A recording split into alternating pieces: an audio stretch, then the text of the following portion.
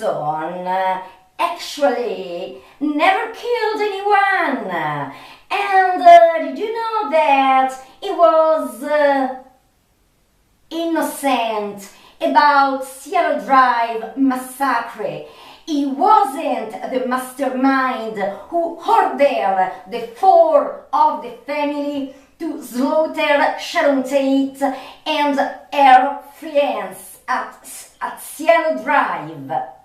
How can I tell you this?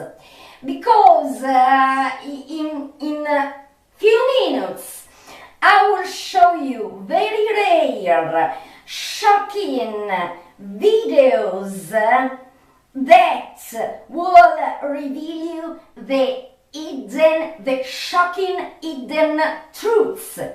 These videos are the proof about Charles Manson was innocent, about Cielo Drive massacre, and not only. Now, a brief introduction about facts and news that few people know, and then immediately I pass to my personal computer to show you the real videos which will show you the shocking untold truth. I start. Charles Manson was born on November the 12th, 1934 in Cincinnati, Ohio. His mother was Kathleen Maddox, who was a prostitute, and she gave him birth when she was only 16 years old. Maddox turned to the judicial authorities that succeed in knowing who the real father of Charles Manson was, and he was a colonel called Scott. But the colonel rejected to know and to take care about his son. Maddox was living for a period with her partner William Manson, who gave him Charles. William Manson gave Charles his surname. However, Maddox wasn't only a prostitute, but she did serious crimes, and she was sent in jail for some years. In that period, Charles Manson's stepfather abandoned him, and Charles was placed in a foster care.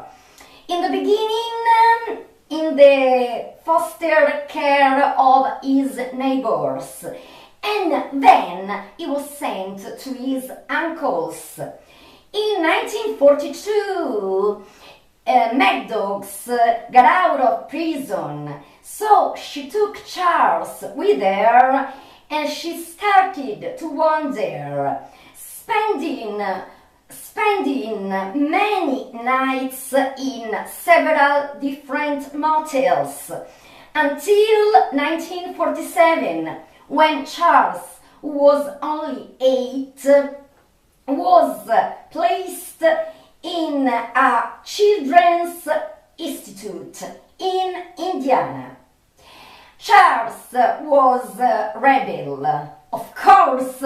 Now I am talking you about the childhood he never had. A mother who was a prostitute, a criminal. His real father rejected, and even his stepfather abandoned him.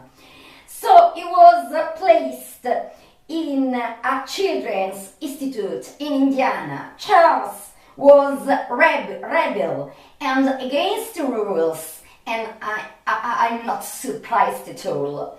So he escaped and he started to steal some objects in several shops. And when he was only 9 years old, he was put in a reformatory. He was only imagine, in this reformatory, there were guys who were criminals and already adolescent. So how can you put a child who was only 9 years old, and of course he had problems in his behavior because of his horrifying childhood, but the worst was yet to come. In fact, then he would reveal when he was aged, and that in that reformatory he was abused in a brutal and unimaginable ways. So then he escaped, and then during the adolescence he was put out of this reformatory and sent to the Indiana School for Boys. That was a school correctional institute. And then later he will make his best friend know and understand that he suffered terrible, brutal abuses even there. And also mistreatments. So, even there. So, Charles Manson did his first federal crime when he was only 16, taking beyond the border of the state a stolen car into 2 prostitutes. And then he was sent again in a reformatory. Then he got the conditional release in 1954. He came to live in West Virginia, in West Virginia with his relatives. He was 20, and he got to know Rosalie Jean Willis, who was a nurse, and they got married. Then he started to work as a gas station attendant and valet, but then he started again to do crimes, stealing cars and taking them beyond the border of the state. He was arrested in California, and then he got the conditional release, but he escaped again. Then he got arrested and he was sent in one of the most horrifying prisons for a young man who didn't kill anybody. He didn't kill anybody, and he was sent in the prison of Terminal Island.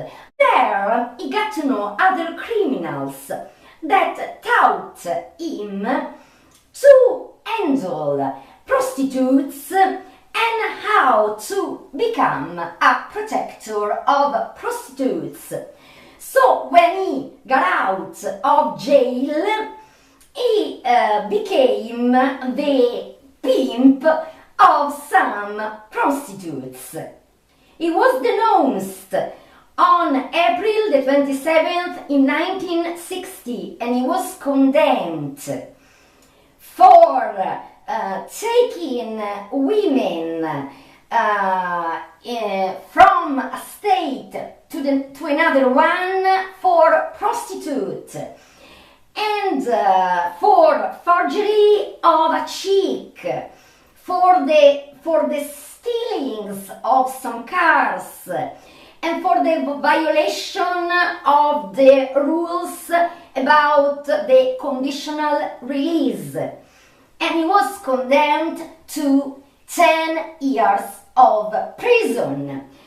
in the jail of McNeil Island in the state of Washington. Just in those days, in those years, in jail, he learned to play the guitar, and he was really a genius because I heard his musics and they were really, really good, and he had also a very, very fascinating voice. So he wrote a quantity of unimaginable albums and wrote songs. Then he studied necromancy, black magic, esotericism.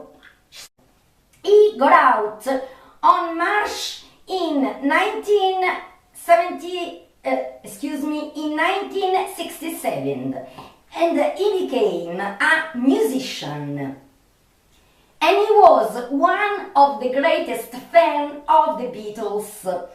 In the Summer of Love in 1967, he moved to San Francisco, where he got to know some women and guys that then would become the members of the so-called Manson family. For example, Mary Branner, Lynette Squeaky from Susan Atkins, Patricia Krenwinkel, and the following year other important members like Leslie Van Houten, Bruce Davis, Bobby Bozo. At the end of 1967, they started, he and his members started to wander and travel with a bus school painted in black. They traveled in places like Mendocino, Oregon, state of Washington, Mexico, Nevada, Arizona, New Mexico, and then they settled down in California, in the isolated zones of the county of Los Angeles, far from the center of the city of Los Angeles. The Manson's family, and then I will show you Charles Manson himself explaining all the mistakes and all the misunderstandings they did for putting him in prison for all his life. And he also had the possibility to get out if he admitted to have killed some people, and above all to be the mastermind who ordered the Cielo Drive massacre. But he always denied these things until his last breath, because he said, "I prefer to die in prison with the truth than getting out with a lie." This was Charles Manson. I want me to see.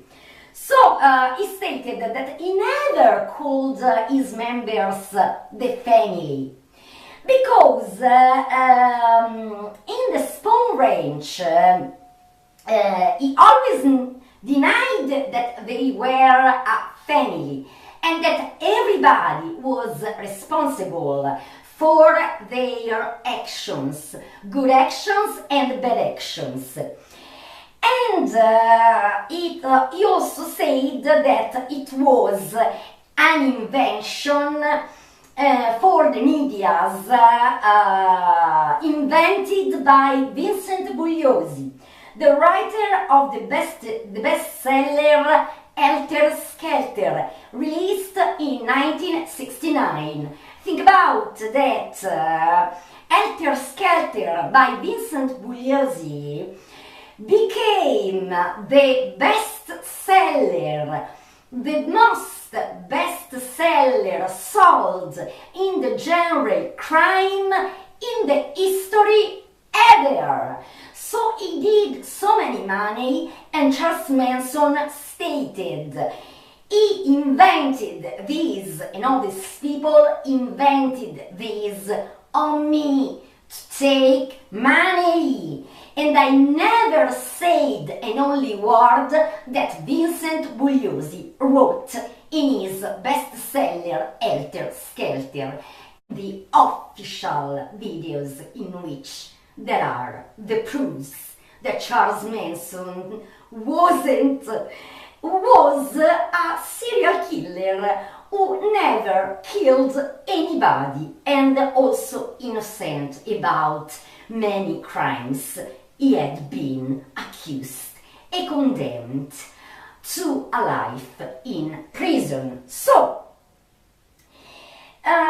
now for family, we want to point out the people who lived at the Spawn Ranch in Death Valley in California. There were at least 50 people, girls and guys who have had a tough life as Charles Manson. Other ones had been abandoned by their families. There were misfits and guys and girls that have family with great problems. And also they came from rich families who were so much conservative that watched in free sex, in using even light drugs, or in the liberty lifestyle, a mortal sin. So many of the family stated that they saw in Charles Manson both a religious and a moral leader. Some members were convinced that Charles Manson was the reincarnation of Jesus Christ and Satan together. And Charles Manson always denied this. In 1969, Charles Manson had some sensation that the Armageddon could be near. So he told to his followers that everybody who decided to follow him because it was near a rebirth of Jesus Christ, he was a chosen one, and all the people who followed him, when the Armageddon arrived, they would have found a heaven in a mystical place. Some people say in a mystical well in the valley of death, and they would survive the Armageddon. But the other words about the Helter Skelter was absolutely an invention by Vincent Bugliosi to find a motive, because Charles Manson stated to be innocent until his last breath, because he died in 2017 on November the 19th, and until his last breath he stated to be innocent. So the Helter Skelter was completely invented and distorted by Vincent Bugliosi. Charles Manson stated that he felt Armageddon possibly near, and the only way to save people was Jesus Christ.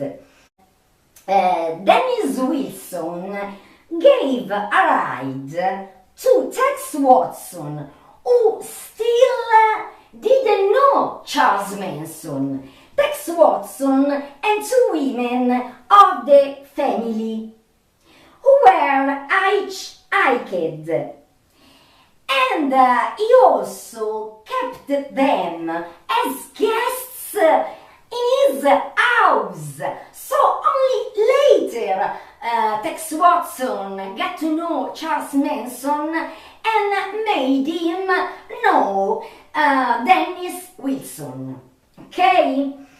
And Tex Watson, before knowing Charles Manson, already was a criminal, and he was pushing drugs, he did stealings, and so on. In fact, even if they were guests at Dennis Wilson's house, they kept on doing stealings, robberies, they pushed drugs, and their life was about free sex, music, orgies, and using drugs, especially LSD and other psychedelic drugs.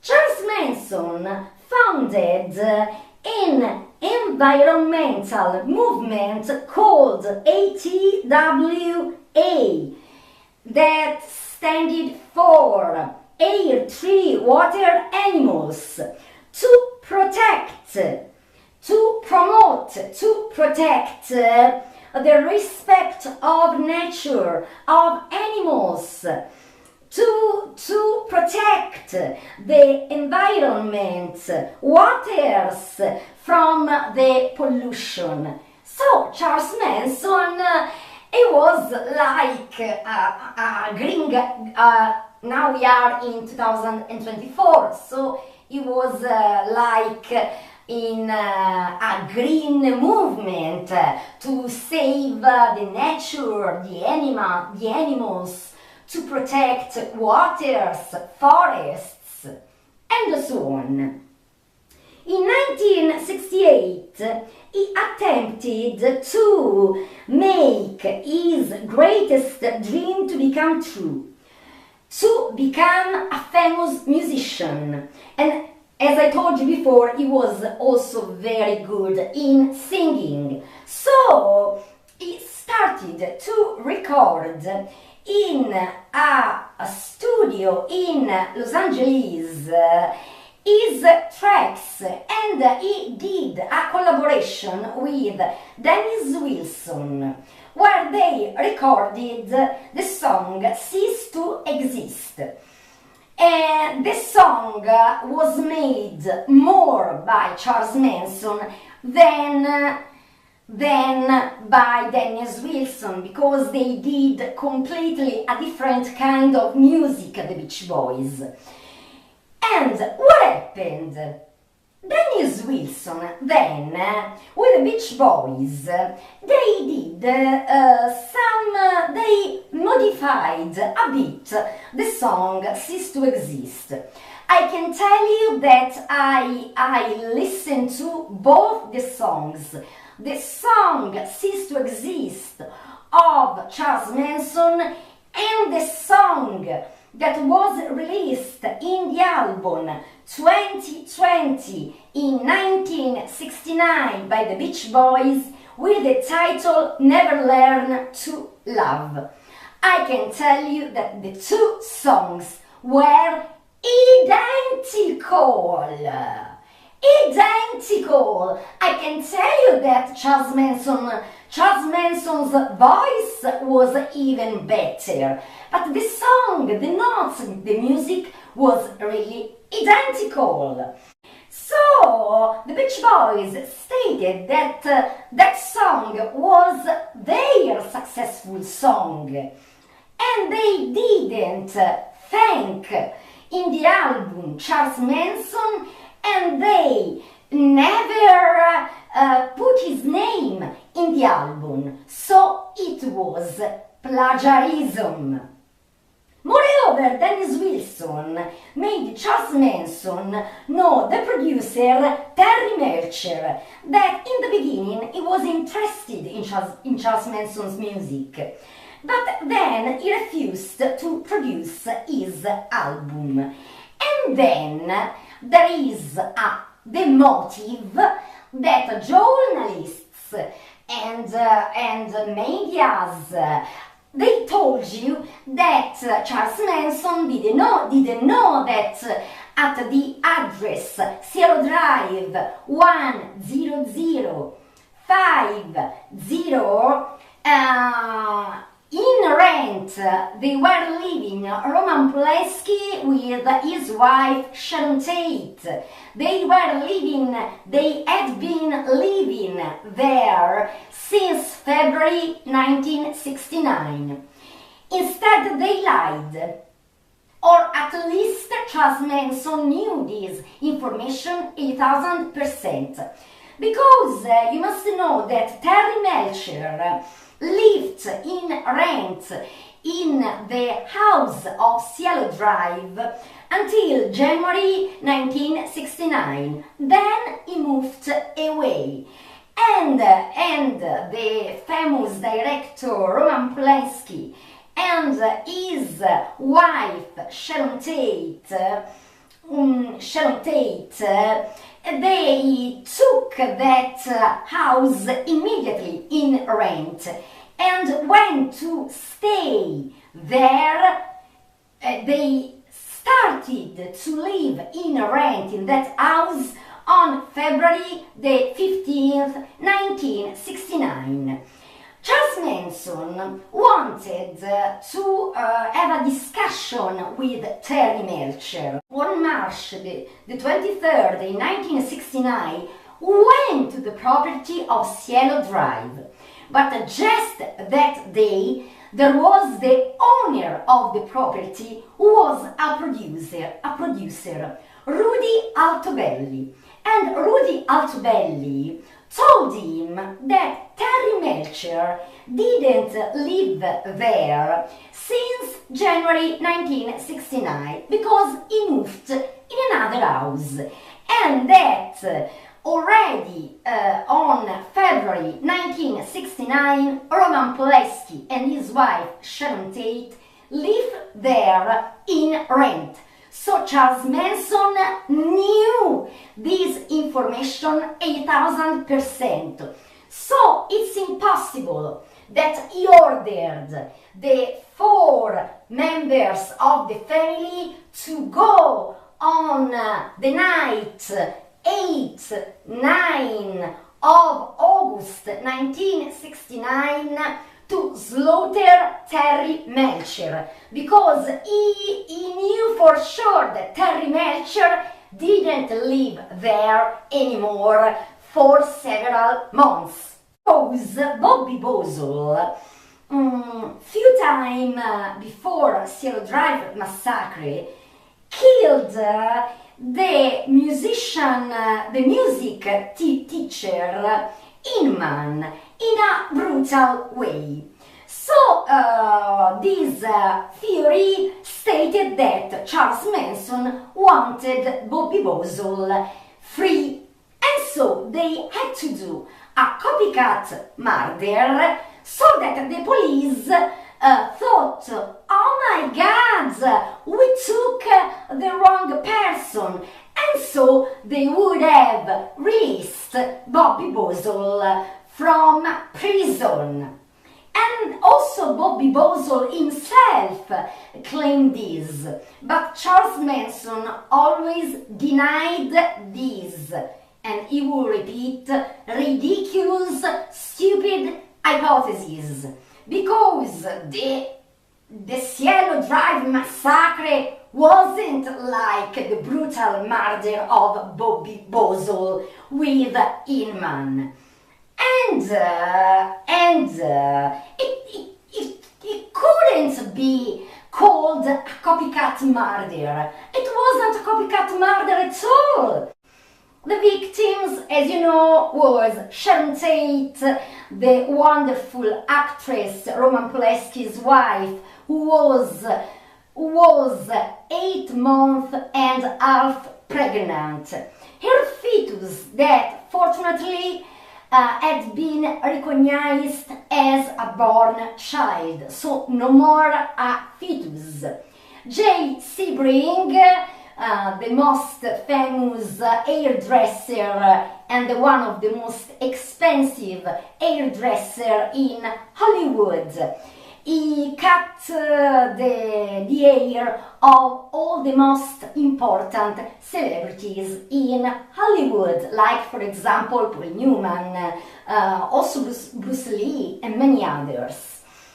And Jay Sebring had been the great love of Sharon Tate, and there were rumors that maybe they could, because Sharon Tate wanted to divorce by Roman Polanski for all the reasons I explained you in the previous episode, Cielo Drive Massacre. And then there were the friend of Roman Polanski, Frykowski, with his girlfriend Abigail Folger. And then the collateral victim was Steve Parent, a young guy who was only 18. He was a student and he worked in a shop, and he was there to sell a radio alarm clock requested by the caretaker of Cielo Drive's property, William Garretson. So he was the first victim brutally slaughtered without any reason, really. So Roman Polanski wasn't at Cielo Drive property because he was still in London because of job. Of course, there were the funerals of all victims and Sharon Tate. Sharon Tate was buried with her baby in her arms because the Catholic Church, thanks to the Pope, recognized the baby as a born baby that then died. But it's not only thanks to the Catholic Church, because we got to know that when that big baby, because Sharon Tate was 8 months and half pregnant, was alive and breathed for almost 19 minutes out of Sharon Tate's womb. So he was really a born baby. He was baptized and buried with the name Paul Richard Polanski. And the same night, on August the 10th, Susan Atkins, after slaughtering Sharon Tate, who had been also stabbed at her heart, licked her blood and wrote on the entering door of Cielo Drive the writing "pig" with the blood of Sharon Tate. So, then, immediately on August the 10th, 1969, so the following night, there was the horrifying slaughter of the couple Lino LaBianca and his wife, incredibly called Rosemary, because this time Charles Manson himself participated at that assault, but in a different way. Charles Manson entered LaBianca property and the other members tied them. But the intention of Charles Manson was to steal all the money and jewels, diamonds they had in their home and then to escape. So when they stole everything, they returned to the car. When it happened, something horrifying. Tex Watson, Leslie Van Houten and Patricia Krenwinkel, who few hours before had massacred Abigail Folger, returned to the property of La Bianca, and Leno La Bianca was brutally beaten, stabbed many times, and police found his dead body with a knife stuck in his throat and transfixed by a pitchfork. His wife Rosemary was murdered with fierce, countless stabs. On October the 9th, 1969, police broke out in the Spawn Ranch to arrest some members of the family, but not for the Cielo Drive massacre or for the massacre of La Bianca, because they didn't connect these two slaughters, but to arrest some members of the family for other crimes like dealing drugs, pushing drugs, stealing, robberies. When Susan Atkins was in prison, she boasted with her cellmate, "Oh, the police is stupid. I myself killed Sharon Tate." And she told everything, and also she hinted about the slaughter of La Bianca, and so her cellmates referred everything Susan Atkins told her in the cell, so the police arrived to the link between the murder, the slaughter at Cielo Drive, and the slaughter of La Bianca. They were called the massacres of Tate La Bianca. But there weren't concrete proofs that Charles Manson was a killer, because because nobody found an only person killed by Charles Manson himself, because Charles Manson never killed anyone. How could I say that he was the mastermind who ordered those horrifying massacres? Decisive was Linda Kasabian, who stood as a guard at the gate of Cielo Drive, so she was in the crime scene. Like in other crime scenes, there was Linda Kasabian. She witnessed that Charles Manson was guilty. He was the mastermind who ordered all the massacres, included the Cielo Drive massacre, without concrete proofs.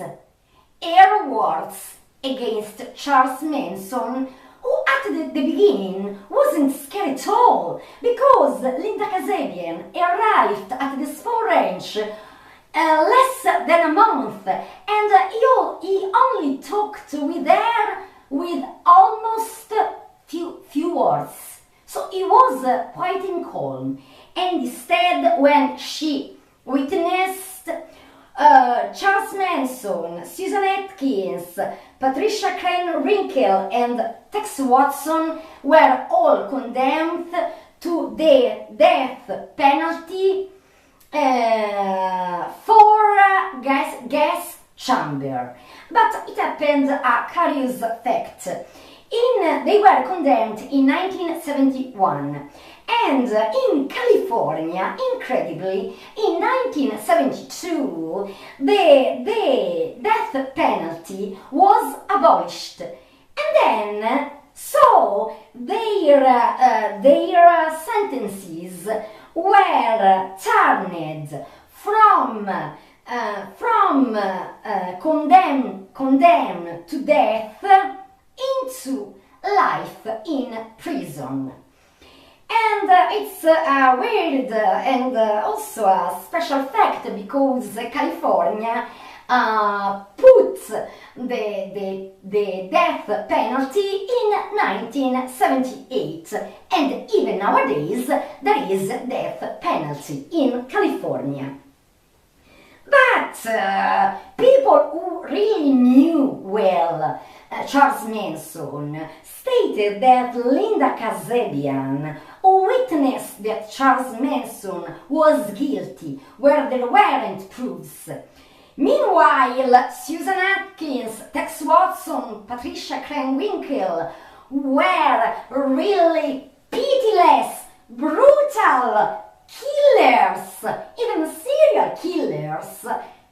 There weren't any proof because Charles Manson never killed anyone and there wasn't any concrete proof that he ordered those massacres. So some people nowadays who are watching at this Cielo Drive case again stated that probably Linda Kasabian, who died last year on January 2023, witnessed against Charles Manson to avoid to be sent in prison, and she was also risking the death penalty. So she could have stated even the fake. This was the first interview given by Charles Manson after his condemnation. Listen what he said. You were sentenced to the gas chamber and then they modified the death penalty. Were you happy when that was done? Was I happy when what was done? When you found out that you weren't going to the gas chamber. You're talking about dying. Now, it gets me nervous. Why? Did you have any thoughts about something? Was you wanting to go anywhere? Were you happy when you found out you weren't going to go to the gas chamber, Charles? I knew I wasn't going to go to the gas chamber because I hadn't done anything wrong. You scared to die? Sometimes I feel I'm scared to live. Living is what scares me. Dying is easy. How long have I been in jail? 34 years? 34 years, so... Out of 47, you've been here 34. I've been in jail. And now, it's easier to die than living. And now listen to this passage. I didn't use the word desperate. That's your word, Charles. Yeah, well, your inflection and your voice tones were implications there. Well, you use the word maniacs on the outside. How are you different from the maniacs on the outside? And why do you call them maniacs? Because you know something? They think you are one. Yeah, it would reflect. If you go the negative up to the light, you don't see the light, you just see the negative. So I'm a reflection of your negative, there's no doubt about that. And I can handle that also. I've been handling, ain't I? Killings. If you got out of here, there are a lot of people who think you'd go start killing people again. Again? Well, you guys are misinformed. I haven't killed anyone. I didn't break the law. Judge knew that. But the people didn't want to hear it. The judge knew it. He washed his hands. He said, I know it, but what can I do? People want this. Judge never said that. Yeah. Judge never said That's that. what Older said. No, Judge didn't say that. He got off and shook their hands, didn't he? You're so white and pure. Judge didn't say you were innocent. Are you innocent? Innocent of what? Well, that's what I'm saying. None of us are innocent. Yeah, just because you're convicted in a courtroom doesn't mean you're guilty of something. What does mean you're guilty? Well, you know you're guilty. What about Shay? What about him? Well, what about him? He got killed. Well, the word is you killed him. Word is that you're an old woman. Word is you have turkey in the sky. Word is, I don't know what word is. Somebody else tell you that. I didn't tell you that. Did you kill Shay? Hell no. Did you cut Hinman's ear off? Hell yes. Why did you? So immediately Charles Manson stated to be a criminal, but immediately that he wasn't a killer. I never killed anyone. And listen to this. Helter Skelter. Tell me, Charles, I don't know. It's a fairy. It's worse than a fairy tale. It's a fairy tale. It's a comedy. It's a comedy tragedy. The body of Sharon Tate is make-believe. That's make believe. Make-believe, yeah. That's make believe to the people that went in there and did what they did. Mm-hmm. And who were those people? You know who? Yeah. But you know who they were. Sure, I know who they were. They were with you at the Spahn Ranch. They were part of this thing called, if not the Manson family or the Manson cult, the Manson Ranch. Call it what you will. So then, what? You dealt the hand down there in L.A. You and that press. You dealt the hand. You put me on Life magazine, had me convicted before I walked in the courtroom. You had what people wanted to buy. When they wanted to buy it, they didn't give a damn if they had to convict a district attorney. They had to convict the whole building to get that dollar bill going there. They had big bucks going there. He made 27 million, 100 billion. I'm bumming $10, $15 from my friend here. Here's another newspaper account that you can now speak to since you haven't done it before. That on the night following the killings at the house on Cielo Drive in Los Angeles, you accompanied 4 people to a home occupied by Mr. and Mrs. Leo LaBianca. Yeah. That you went inside that house and you tied them up and assured them that they were not going to be hurt. That you went back outside and sent Kasabian and Krenwinkel and Watson and Atkins inside the house to kill them. True or false?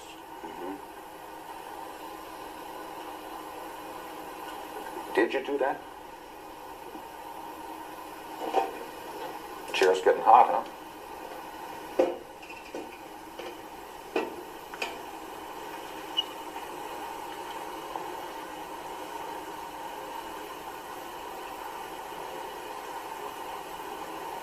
Did you do that? Did I kill anyone? No. Did you go in and tie up the LaBiancas that night? Very simple question. That night. August 10th, 1969. That night. August the 10th. Did you? 1969. Why duck it? Why dodge it? Why not answer it yes or no once and for all? Put it behind you.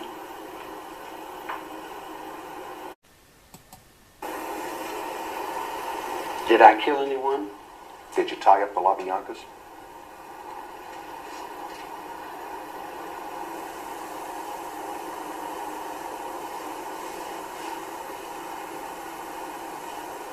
Atkins testified you did.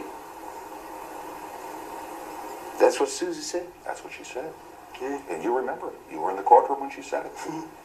She's written 3 books, and each time she said something different. Each time. Did you tie him up? Did I? Well, we came down from Abilene, and Let's stay in Los Angeles, August 10, 1969. there was a hole in the wall gang there. Why don't you want to talk about it, Charles? Why don't you want to... Because I'm an outlaw, and I go so far, and then that's all you know. And if you did... That's like asking Jesse James. And if, as others have written, and as others have testified, and as the media has reported, you did that, Yeah. and you sent your friends back in to do the deed, aren't you a coward? My friends back in to do the terrible deed. Doesn't The that make wicked you... deed. Did we have the castle there with the vampires and the Frankenstein and the bugs and lizards dying in the deserts?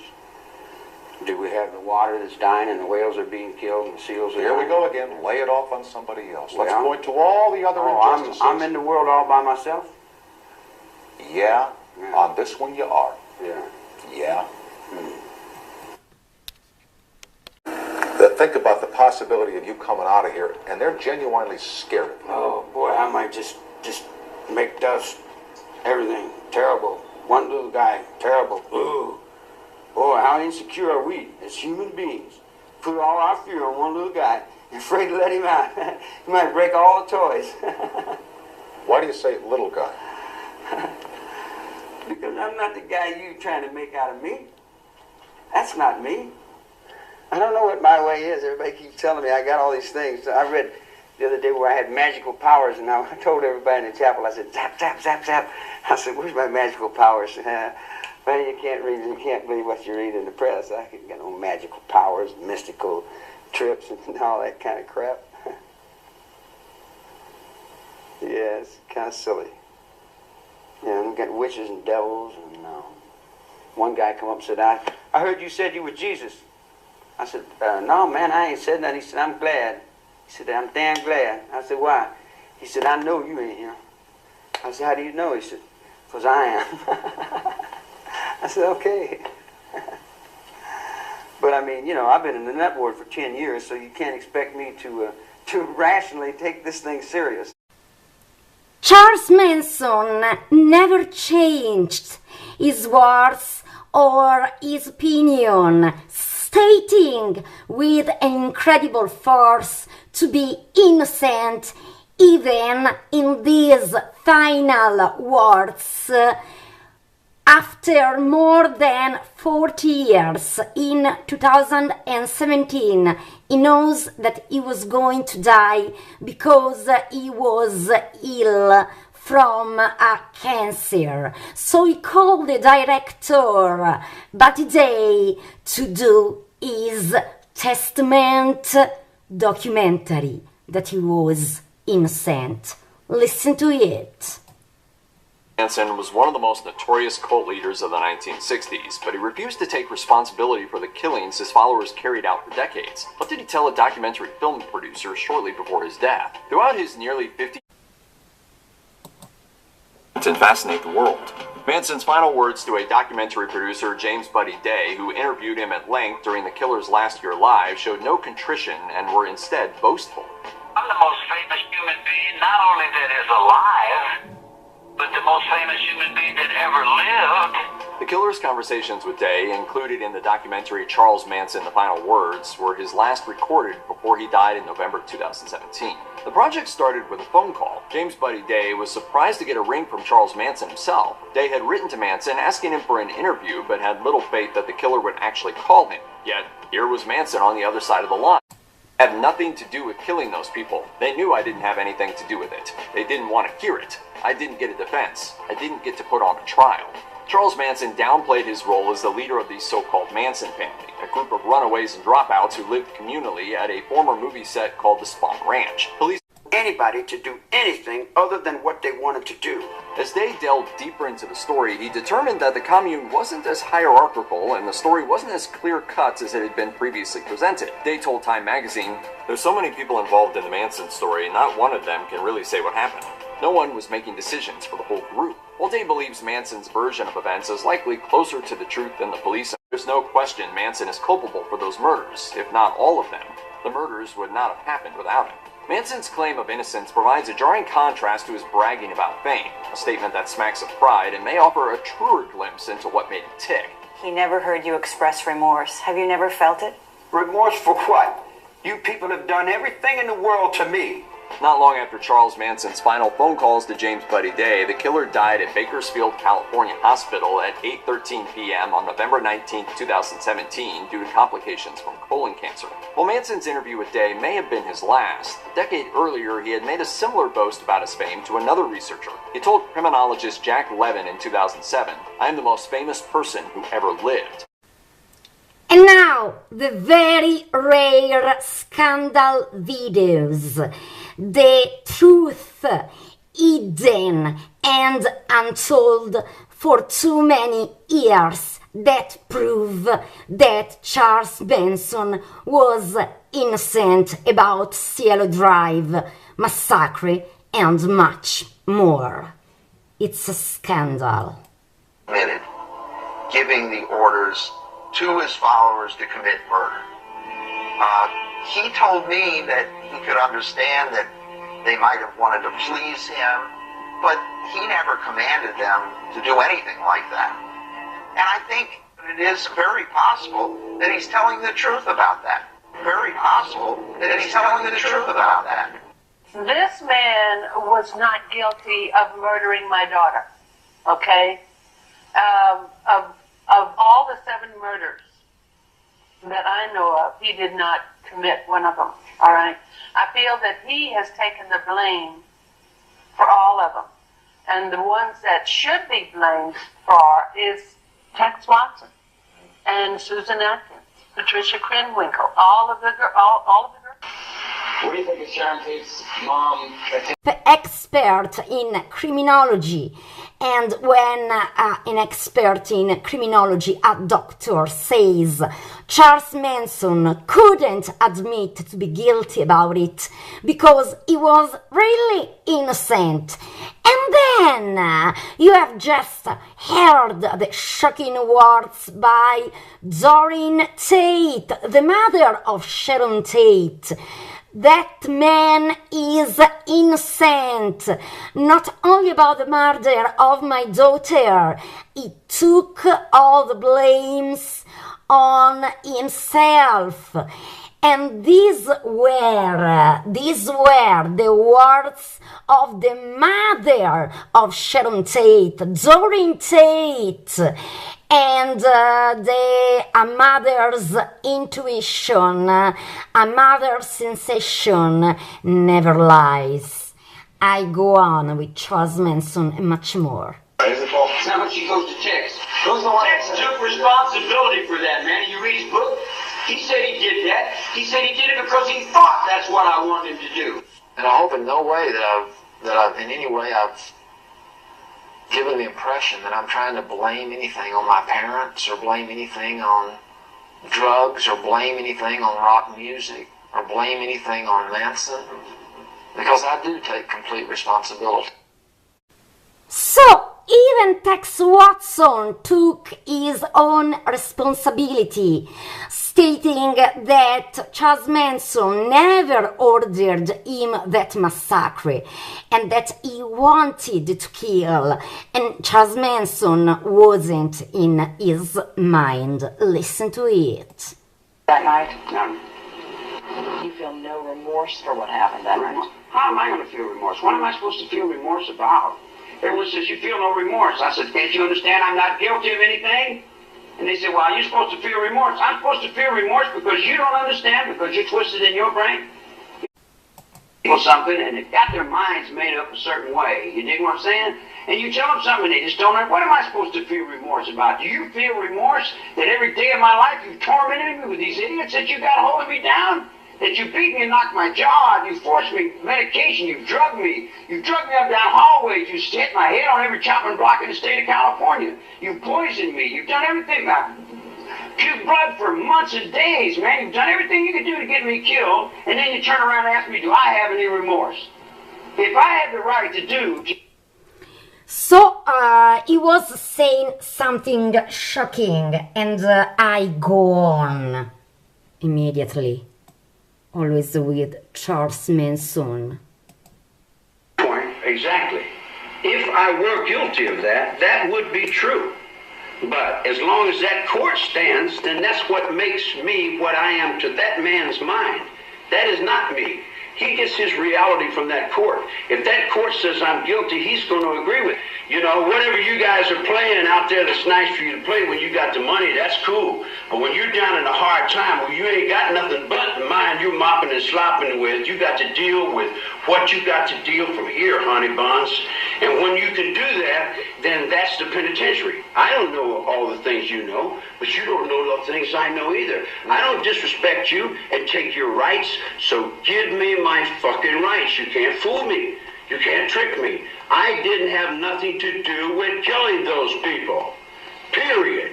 Okay. I've told you that all the way down the line. I wasn't around anyone when they were killed. I'm not saying I'm not capable of doing it myself. Okay. But I'm just saying this. I did not do that. And I could have proved it in a court of law. Okay, that's on the record, Mr. So now listen, because Charles Manson will say other things very important. I made you see this shocking revelation. Really shocking. Because you were found guilty by a court of law. Okay.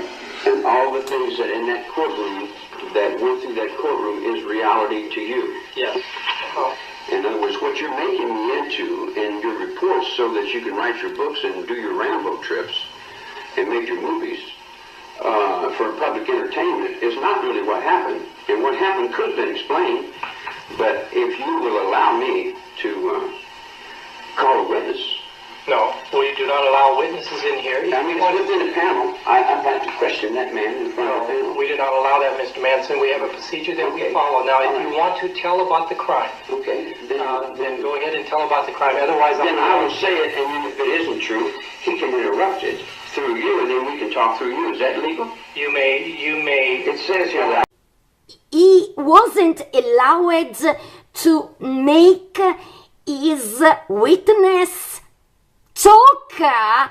I'm really shocked about it.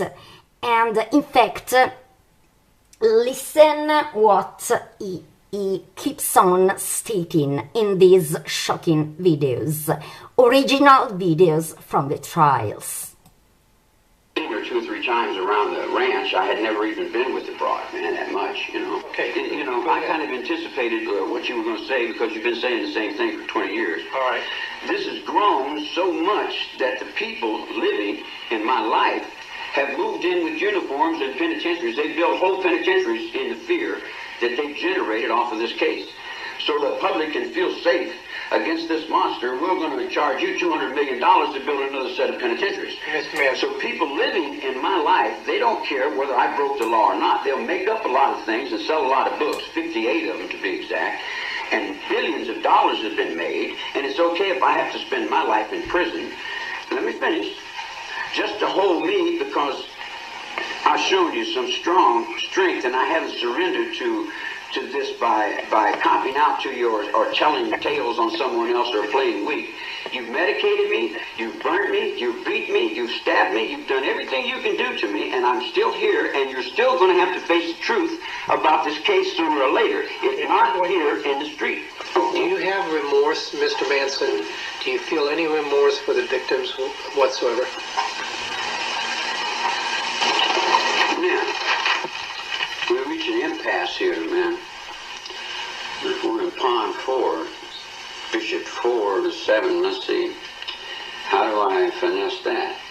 You say in your minds that I'm guilty of everything that you've got on paper. So therefore, it would run logic that I would need to have remorse for what you think is reality. This is always Doreen Tate, and for all of her life, always defended Charles Manson. Listen to Doreen Tate, Sharon Tate's mother. This man was not guilty of murdering my daughter. And he's telling the truth about that. What did your followers do? I didn't have any followers. I had some friends. What did your friends do? They did whatever they had to do. And what was that? Whatever that was. Did any of your friends kill people? Sure. Who did they kill? They killed lots of people. Did they kill Sharon Tate and the people that night? I imagine so. If they said they did, they did. Did you tell them to? No. Are you ever in contact with any other members of the so-called Manson family, your friends? The Manson family was a music group. The music group I had was called the Family Jams. And all the girls sang in the music group. And all the guys played in the music group. It had nothing to do with a cult. It was a music group. So, I really saw a man who admitted to have friends, killer friends. He was a criminal, he admitted everything, but he stated until the end, even when he was at the last months of his life, he was skinny, he was dying from a cancer that he has never killed anybody, and he wasn't the mastermind who ordered the Cielo Drive massacre, and he couldn't admit something he never did or ordered. So, these videos talk by themselves. So, who was really the mastermind who ordered the massacre of Cielo Drive? Stay tuned.